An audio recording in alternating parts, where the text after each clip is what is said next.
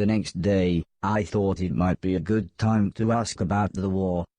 Judging by the look on everyone's faces, it wasn't. Well, the war, said Mr. Silton. Barry, interrupted his wife. Can I see you for a minute? And dragged Mr. Silton out of the room, leaving me with Mr. Preston.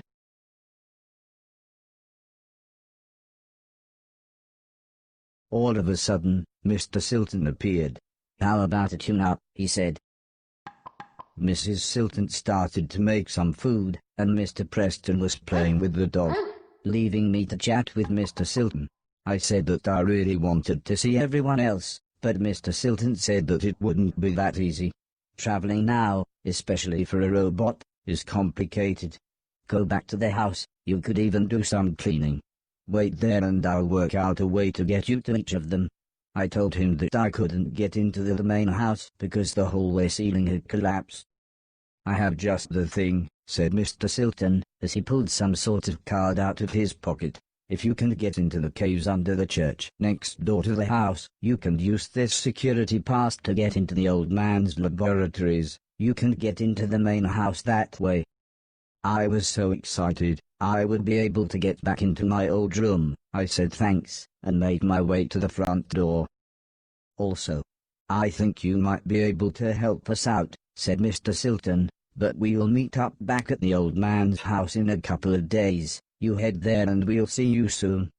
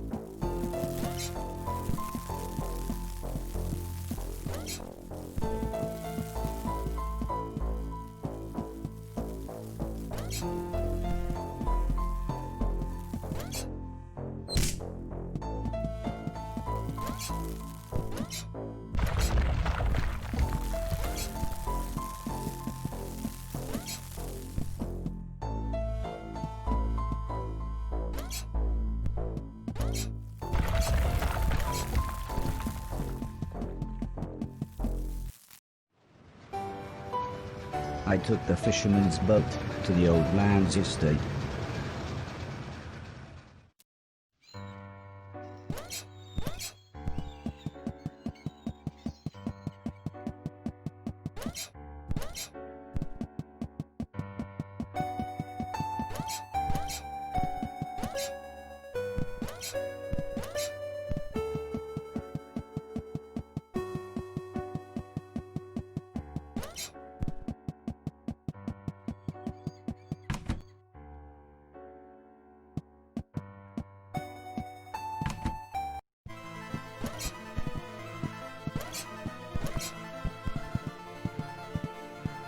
As I walked through the old church ruins, I was surprised to hear Mr. Silton calling me. He said he had forgotten to give me something, and the church's community hall would be the perfect place to try it out. As soon as we walked into the hall, Mr. Silton said he had a present for me. It was a pair of Atlas gloves. They made me think of the old blind man with the cat, and his stolen Atlas gloves. I wonder if Mr. Silton knew how lucky he was to still have them with a glove thief around. Mr. Silton asked me to try the gloves on and start chucking things around. But not him. He was very clear about that. Mr. Silton suggested we clean the hall. Of course I knew when he said we, he meant me. But I was happy to try out my new gloves. He said I should clear everything off of the basketball court and put the things on the floor either side. I fiddled with the settings for a bit, but when Mr. Silton saw I was having trouble, he produced a small manual. He explained that pressing down and Y would pick the thing up. Y would then throw the thing, and if I wanted to place it on the floor, I should again press down and Y. He looked more and more confused as he read all this, but eventually he finished by saying, "Well, I hope that made more sense to you than it did to me."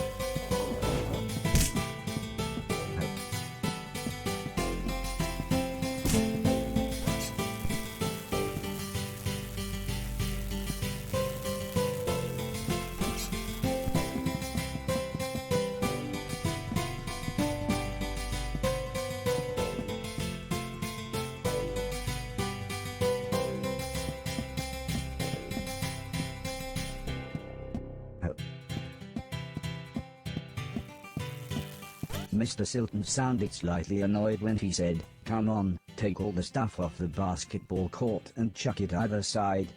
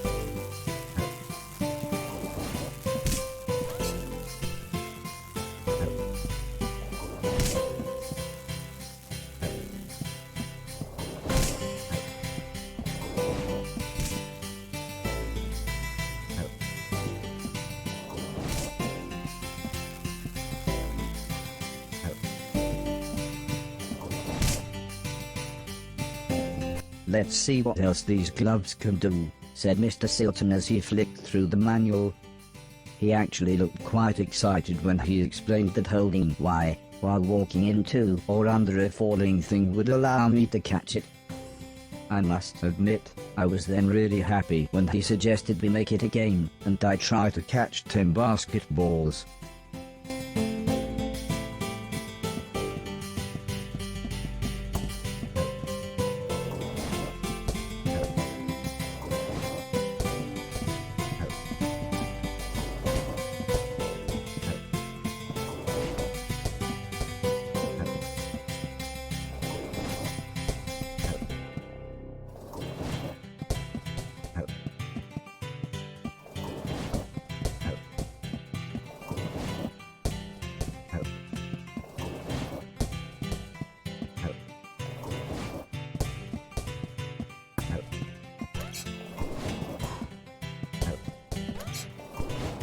Next, Mr. Silton suggested we make it a real game and see how quickly I could score 10 baskets.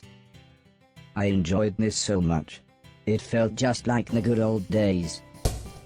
Except Mr. Silton wasn't as forgiving as the old man.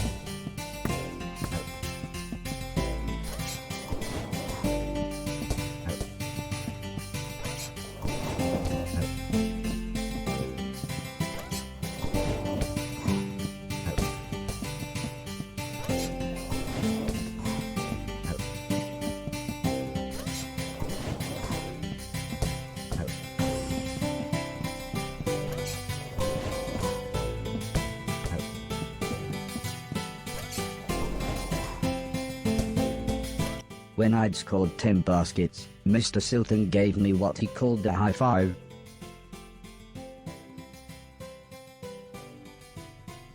He said I now knew everything about the gloves and I should be able to continue through the basement of the church into the house. When I asked him if he was coming with me, he just laughed and said they would catch up with me in the main hall.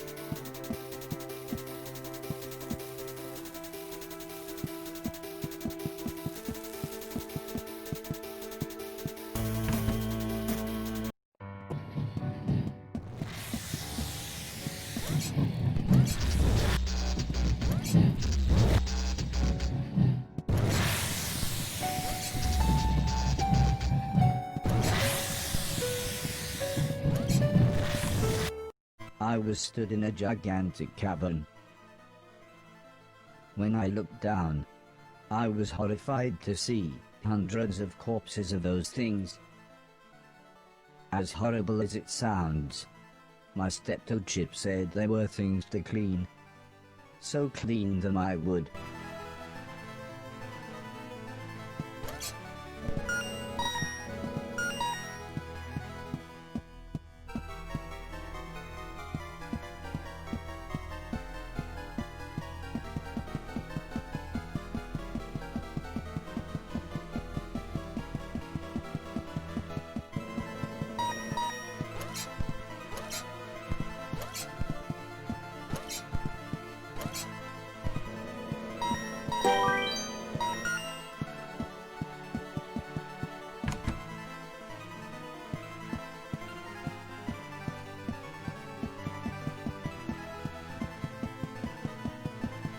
That must be the door Mr. Silton talked about.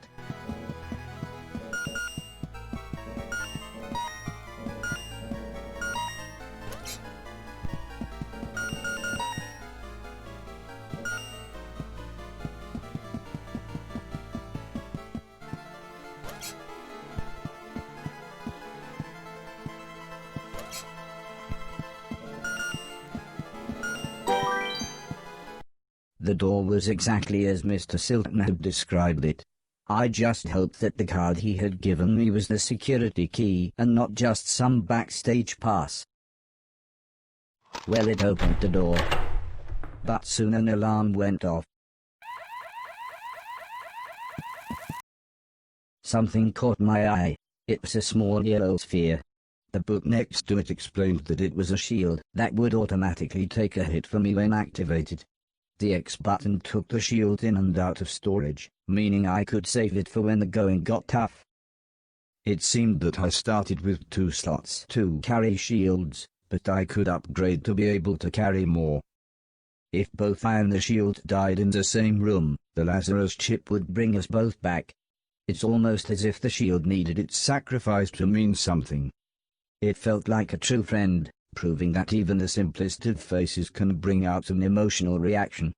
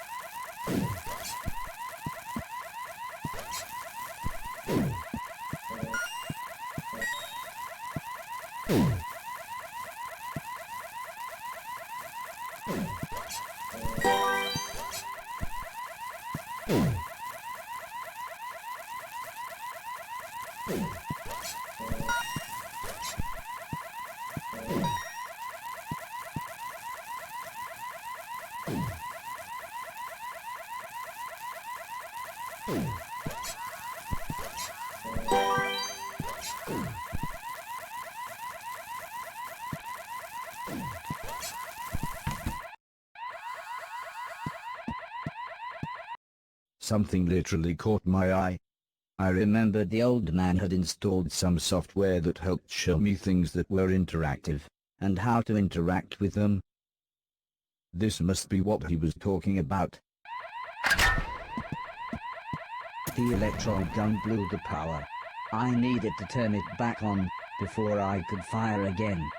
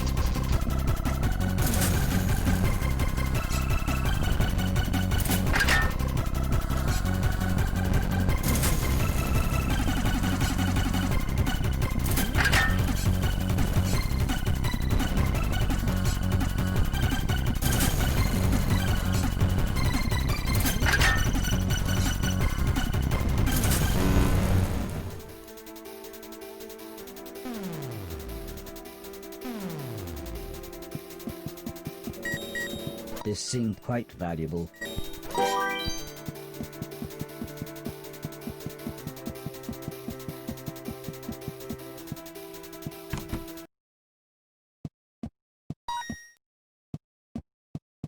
The video recorder's blinking light caught my eye.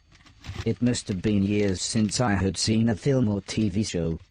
Maybe I could take a little break from my quest and watch the film on the tape. As the video started, I was surprised to see the old man. "Hello, hello," he bellowed in his familiar tone. "This is test number, 107C. He continued as he read from a clipboard. "This unit still has 3 major issues. 1. The shell is so incredibly thick that the whole machine is still far too large and heavy. 2. The missile system is too unpredictable and aggressive. And 3. The trade-off between power and intelligence is far too great. I think the military capabilities would be far too dangerous in the wrong hands. I think we would be best to push forward with the Innocence Project." I didn't really understand a word of what he said, and I was slightly disappointed that he had recorded over the film, but it was nice to see the old man's face again.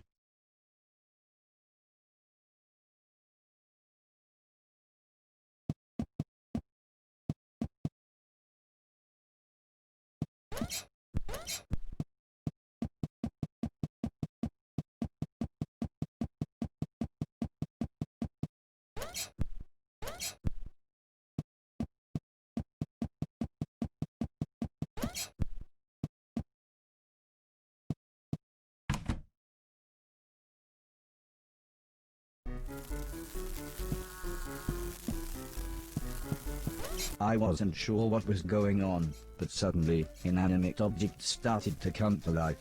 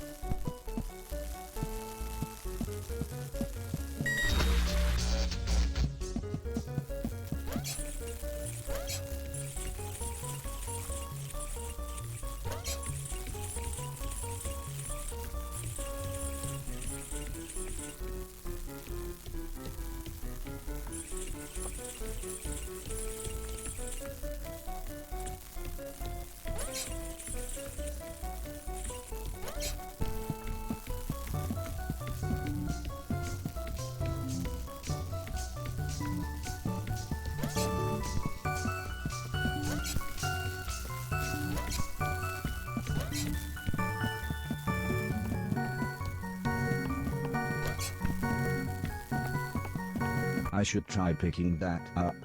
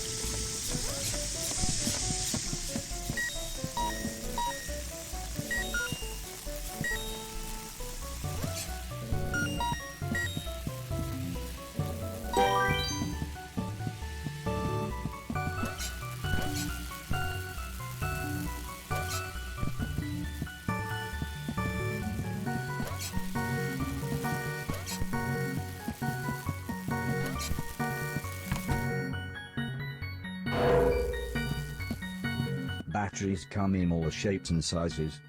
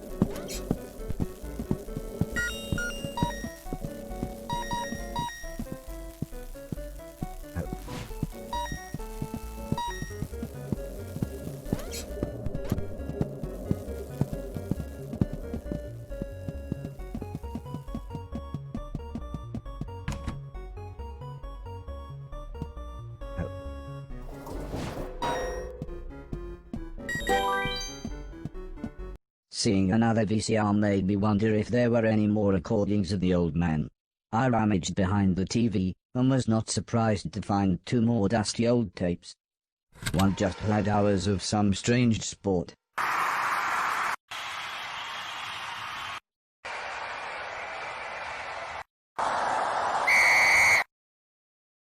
But the other had a recording of the old man. "Hello, hello," came his voice again. "Right, this is urgent. Cancel the nanobot program immediately. All production to be stopped. Contain the remaining units in these corrosion-proof canisters." Although I'm sure it's obvious, the old man continued. "We have discovered that they are essentially unstoppable and can form a controlling intelligence around any object.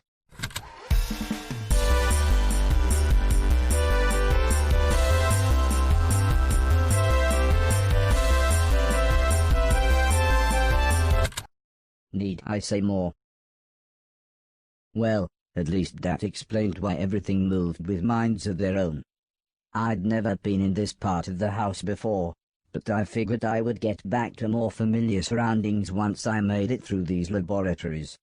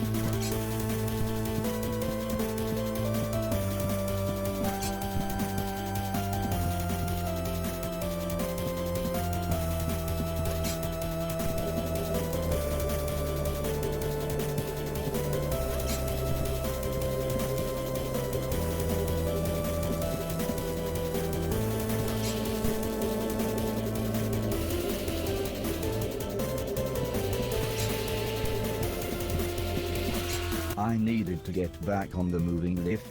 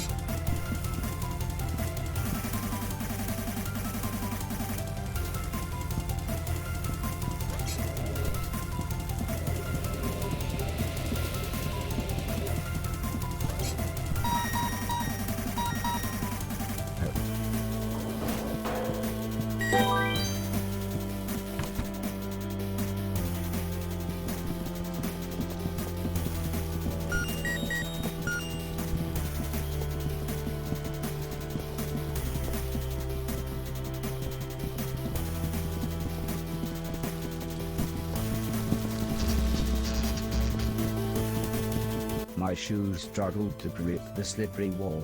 I'd need to keep jumping to climb it.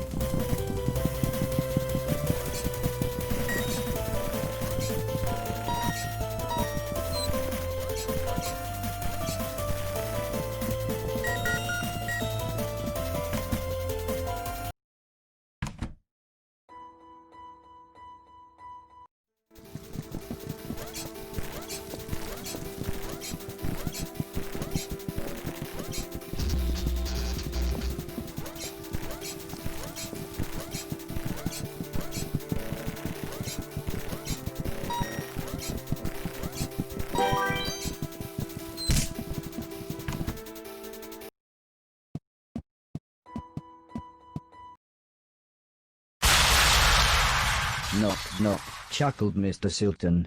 It's all right, we'll claim it on the insurance as accidental damage. Get me a new TV as well. I explained to them that I had found some of the old man's home videos, and the contents had shocked me. The dirty old bugger, interrupted Mr. Silton. But I didn't know what he meant. So I continued explaining about the nanobots, and Mr. Silton said we needed to get our sharpest minds on the case. "Not you, dipshit," he barked at Mr. Preston. "We need to rescue Heather and her mum." I wasn't sure what Mr. Silton meant by rescue, but I thought I would leave them to clear up. The weather felt cold and ominous as we made our way back outside. "Before we meet the others, I need you to help me get my stolen van back," explained Mr. Silton. "It's going to be dangerous, and we need someone dependable." The equipment was heavy, but I was happy to help pack the large boxes until Preston returned with what Mr. Silton called the mean machine.